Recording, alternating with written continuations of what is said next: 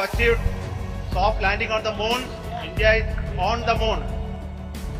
Landing के बाद चंद्रयान 3 ने भेजी चांद की पहली वीडियो और तस्वीर। दिखा चांद के दक्षिणी ध्रुव का ऐसा खौफनाक मंजर। अगले 14 दिनों तक चांद पर घूमते हुए चंद्रयान करने वाला है बड़ा कमाल। इसरो का ये मेगा प्लान देखकर दुनिया की स्पेस एजेंसीज हुई हैरान परेशान।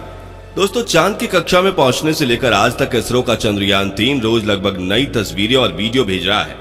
और क्या आप जानते हैं कि रूस का लूना 25 जिस दिन क्रैश कर गया, उस दिन भी इसने चांद की 4 दुर्लभ तस्वीरें साझा की थी, जिसमें चंद्रमा का वो फार साइड दिख रहा था जिसे धरती पर बैठकर किसी भी टेलीस्कोप से नहीं देखा जा सकता। लेकिन इस वक्त की सबसे बड़ी खबर यह है कि चंद्रयान 3 चंद्रमा की सतह पर सफलतापूर्वक लैंड कर चुका है, जिसके तुरंत बाद इसने अपने अंदर लगे एडवांस हाई क्वालिटी कैमराज की मदद से चांद के दक्षिणी ध्रुव की पहली झलक कैप्चर कर ली है और अगले 14 दिनों तक वो बड़े कमाल करने वाला है, जिसका खुलासा आज हम इस वीडियो में करेंगे। साथ ही आपको दिखाएंगे इस मिशन से जुड़ा वो पहलू जिसे देखकर इसरो के लिए आपकी इज्जत 10 गुना बढ़ जाएगी। तो बने रहिए इस वीडियो के अंत तक।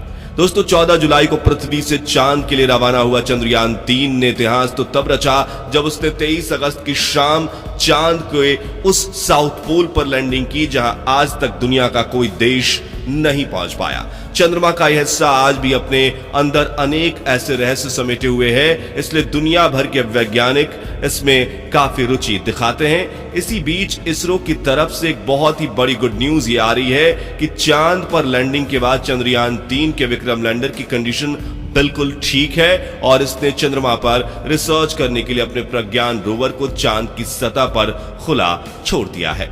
और ये एआई रोबोट अगले 14 दिनों तक चांद के बहुत बड़े खुलासे करने वाला है। वहीं विक्रम लैंडर के एडवांस कैमराज ने चांद पर अपनी लैंडिंग साइट की सबसे ताजा तस्वीरें भेजी हैं। इन लेटेस्ट फोटोज में आप सूरज की रोशनी को रिफ्लेक्ट करके चमक रही चांद की खूबसूरत सतह को साफ साफ देख सकते हैं। साथ ही ये भी देख सकते हैं कि चांद की सतह कितनी ज्यादा ऊबड़ खाबड़ है, जिसका ये हाल लंबे समय तक उल्कापिंडों की बारिश की वजह से हुआ है। वहीं लैंडिंग से ठीक पहले विक्रम लैंडर पर लगे लैंडर पोजीशन डिटेक्शन कैमराज ने चांद की कई कमाल की फोटोज खींची थी और इसरो द्वारा शेयर की गई इन तस्वीरों में आपको कुछ नाम लिख के दिखाई दे रहे होंगे, जो कि चंद्रमा पर मौजूद बड़े बड़े इंपैक्ट क्रैटर्स हैं, जो यहां से तो हमें केवल गड्ढों की तरह दिखाई दे रहे हैं।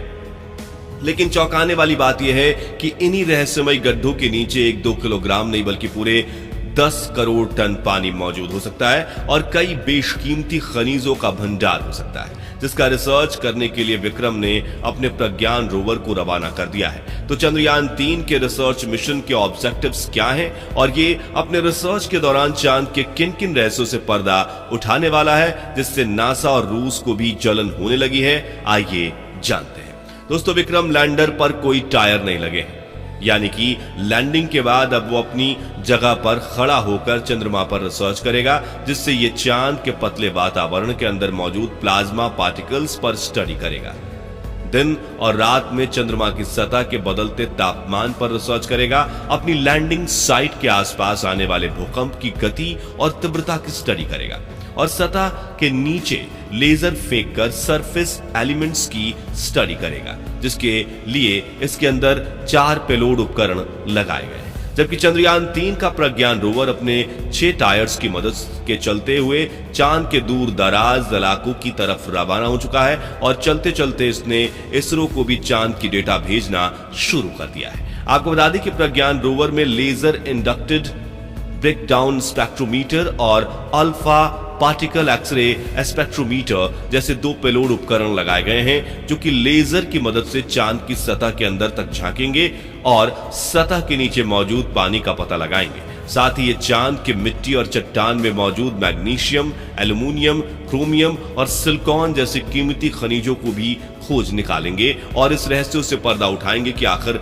चांद के अंदर क्या छुपा हुआ है। यानी अगर अपने इस मिशन में विक्रम लैंडर और प्रज्ञान रोवर ने चांद पर किसी कीमती खनिज या पानी का भंडार खोज लिया, तो ये इतना बड़ा कीर्तिमान होगा कि भविष्य में जब भी चांद का नाम लिया जाएगा तो इसके साथ ही इसरो और भारत का नाम भी जोड़ा जाएगा। आपको बता दें कि ये रिसर्च मिशन चांद के 1 लूनर दिन, जो कि पृथ्वी के 14 दिनों जितना है, जिसके बाद चंद्रयान 3 का विक्रम लैंडर और प्रज्ञान रोवर अपने आप निष्क्रिय हो जाएंगे और सदियों तक चांद की सतह पर खड़े होकर भारत के नाम का ठप्पा लगा देंगे।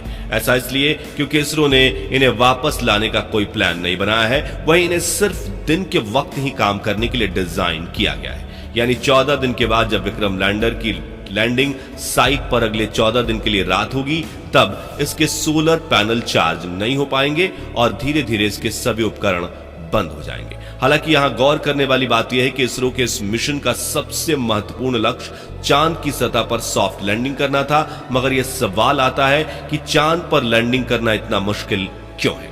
क्यों 23 अगस्त का दिन इसरो के इतिहास का सबसे ऐतिहासिक दिन बन चुका है? और क्यों इसरो की इस उपलब्धि से ब्रिटेन, चीन और रूस जलकर राख हो चुके हैं? दरअसल दोस्तों, चांद के दक्षिणी ध्रुव पर उतरना आसमान से तारे तोड़ने के समान है, क्योंकि चंद्रमा के दक्षिणी ध्रुव पर सूरज की रोशनी उतनी नहीं पहुंच पाती जितनी चांद के दूसरे हिस्सों पर पहुंचती है।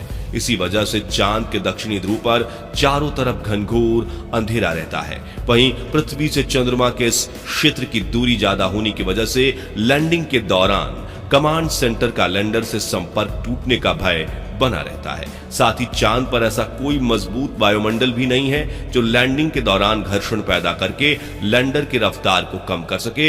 इसी वजह से चंद्रमा के इस हिस्से में लैंडिंग करना काफी चुनौतीपूर्ण रहता है। ऐसे में किसी भी स्पेसक्राफ्ट को चांद पर लैंड करवाने का एक ही तरीका मुमकिन है, जिसे चंद्रयान 3 के विक्रम लैंडर ने ही अपनाया था। इस तरीके में लैंडर को चांद की सबसे छोटी ऑर्बिट में अपनी न्यूनतम ऊंचाई वाले बिंदु तक ले जाया जाता है, जो कि 20 से 30 किलोमीटर एल्टीट्यूड के बीच होता है, जिसके बाद लैंडर अपनी कक्षा छोड़कर चांद की सतह पर उतरने के लिए रवाना होता है और नीचे पहुंचने के दौरान अपने थ्रस्टर्स का इस्तेमाल करना शुरू कर देता है, जो उल्टी दिशा में फोर्स लगाकर इंजन ब्रेकिंग का सहारा लेते हुए स्पेसक्राफ्ट की रफ्तार कम करते हैं। रफ्तार को कम करने के बाद लैंडर के सामने जो अगली चुनौती आती है वो होती है चांद की धूल। दरअसल चांद की सतह की मिट्टी काफी ज्यादा पतली है, इसलिए जब लैंडर चांद की सतह के बिल्कुल पास पहुंचता है तो थ्रस्टर से निकलने वाली हवा की वजह से चांद के सतह पर मानो जैसे आंधी आ जाती है, जिसके चलते चंद्रमा के धरातल पर धूल उड़ने लगती है और लैंडर के कैमरा लेंस पर धूल जमा होने का खतरा बढ़ जाता है। वहीं अगर इस धूल की वजह से लैंडर के कैमरा ने ठीक से काम नहीं किया तो वो लैंडर के आर्टिफिशियल इंटेलिजेंस सिस्टम को सही से डेटा नहीं भेज पाता और गलत डेटा के साथ अगर लैंडर गलत निर्णय ले लेता है, जिससे वो चांद की सतह पर सेफ लैंडिंग करने के बजाय एकाएक क्रैश लैंड कर जाता है, जिससे पूरे मिशन पर पानी फिर जाता है। इसी वजह से चांद पर लैंडिंग का सक्सेस रेट सिर्फ 27% है। यानी कि चांद पर भेजे गए 100 मून मिशंस में से सिर्फ 27 मून मिशन ही सफल लैंडिंग कर पाते हैं। इसी बात से आप ये अंदाजा लगा सकते हैं कि आखिर चंद्रमा पर लैंडिंग करना कितना मुश्किल है और इसरो के चंद्रयान 3 ने कितना बड़ा कमाल कर दिखाया है। और इस मिशन से इसरो ने वो कर दिखाया जो नासा और रूस जैसे बड़े देश भी नहीं कर पाए हैं। जी हाँ, नासा ने आज तक चांद की दक्षिणी ध्रुव पर कोई मून लैंडिंग मिशन नहीं किया, जबकि रूस तो चंद्रयान 3 से आगे निकलने की हड़बड़ी में एक हफ्ते पहले ही अपने लूना 25 मिशन में बुरी तरह से फेल हो चुका है। यानी भारत ने अमेरिका और रूस जैसे बड़े देशों को भी पछाड़ दिया है और पाकिस्तान तो अगले 100 सालों में भी स्पेस रिसर्च की फील्ड में भारत के आसपास तक नहीं पहुंच पाएगा। तो दोस्तों, क्या अगले 10 सालों में भारतीय स्पेस एजेंसी इसरो, नासा, चीन और रॉसकॉस्मॉस को पीछे छोड़ पाएगी या नहीं? इसके बारे में अपनी राय हमें कमेंट्स में जरूर बताइए। और अगर आपको इसरो के चंद्रयान 3 मिशन पर गर्व है तो इस वीडियो को लाइक और शेयर जरूर कर दीजिए।